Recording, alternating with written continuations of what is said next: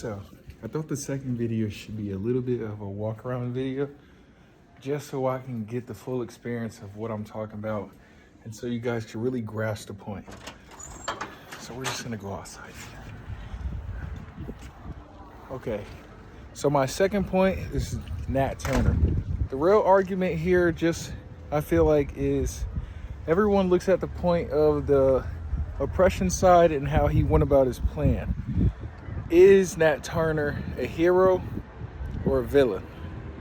Me personally, in the history I know, I believe strongly that Nat Turner is not only a hero, but he's a legend that stamped his name and also stamped his name for the future. Now, the reason being is because he not only made a way for challenges to just be thrown at him and he just knocked them down, whether it was really hard back then, especially for his people. Just think about it. Slavery, the most biggest iconic bloodshed that happened in America besides war. It's really up there with war. And when you think about it, it's really heartbreaking to think that most people don't really think that it was that bad. And that sucks. It really does suck. So, again, wasn't that a hero or a villain? So some of my points that I was getting into when researching was when Nat Turner was really going about forth his plan, he wasn't thinking about himself. He was thinking about the others around him and all the people that was going to come after him. It was really the people that was going to come after him. His whole point was God himself gave him the view that once the constitutional part happened, that his people belonged free. His people had the right to be free. And they were trying to take that away from him at some point. The whole 400 years of slavery, they were taking it away from everybody. And even if they tried, statistically speaking, in books, educationally speaking, we only have really two people that our children's children will possibly know of, and that's Nat Turner and the great Harriet Tubman. So we get back to the point again. Is he a hero or is he a villain? The villain standpoint only comes from how he succeeded his plan or how he went forth about his plan. Was killing the families and everybody in that plantation that owned those people right? You don't know, but you can take an educated guess of what you see outside of actually you potentially, being in that spot. What if you were in his spot? What other idea would you possibly do to come forth that plan, So when you think about how many people is actually going to, work out with this plan with me, if you bring that plan into today, but just flip it, not the killing part, just bring it into a business. Okay, how can I scale my business higher than the competition's? How can I be free from being the little bro to my competition when you deserve better? It was all about, do I deserve better? Yes, I deserve better because at the end of the day, I'm human. He was human. His people were human. At the end of the day, we are all, back then we weren't all equal. But he believed in his heart that we were actually all equal, and he didn't deserve what he was going through.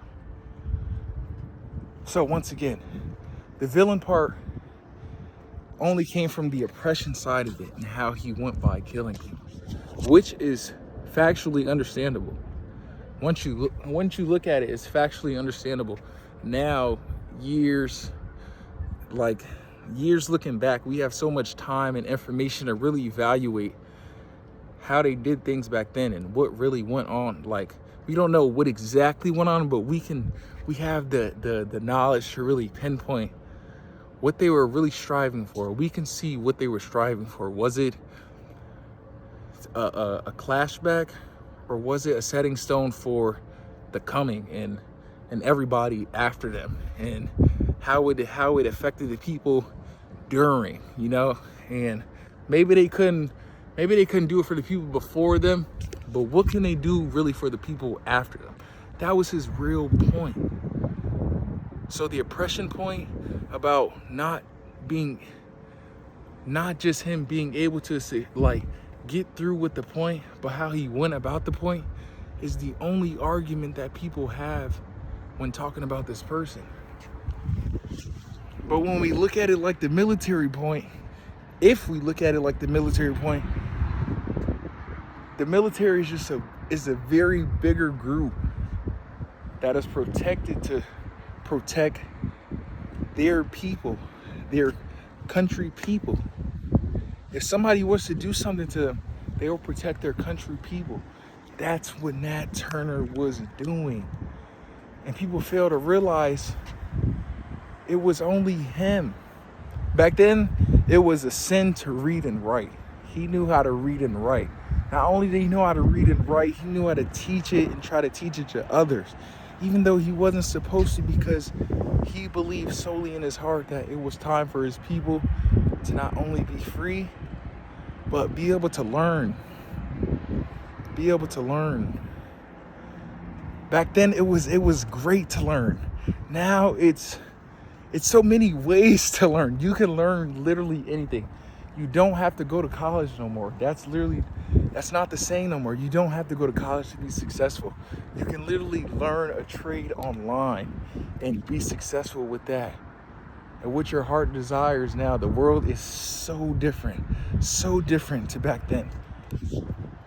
Nat Turner was not only a hero, he's a stamping tool to not only the minority people that go to school now, but to everybody that goes to school now. It's just when you see the stepping stones that are put in place about other people that just took those big leaps of faith, they knew something was going to happen at the end of the day. I'm sure Nat Turner knew he might die over what he did. And he didn't die over what he did, but the state did a big warm party gathering and hung him in front of hundreds of people to watch and laugh. And they burnt him and took his skin and gave it away like it was a prize to other people to save it as a look what we did. Now that is different. That is not a hero. That is villainism at its finest. And that was the people that ran slavery. So for the people that run slavery to think of him as a villain, it's a real slap in the face to just not them, but the past and themselves, and even to think of that as a remote question of argument. I mean, today's a new day and age. I'm here at Rutgers as a black man. Not saying it's because of Nat Turner, but he was a part of it. He was a part of the upbringing of my parents and how they lived their lives. And now me seeing the whole, I just, like, I'm being able to see the whole outburst of it, the whole outside viewpoint of it. And I'm just grateful to be in this spot. Right now, I'm at the Rockin'. If you don't know, this is the Rockin', the academic student building. So I'm here at the Rockin' getting my education. But at the end of the day, I think Nat Turner was a hero. I think he did right, not only by his people, but by himself. I really don't think there was no other way he could have got his point across. Back then, a slave couldn't talk back to his quote unquote higher up. There was none. They weren't taking none of that. There was nothing. You had no freedom of speech. So his way of getting freedom was through bloodshed. I think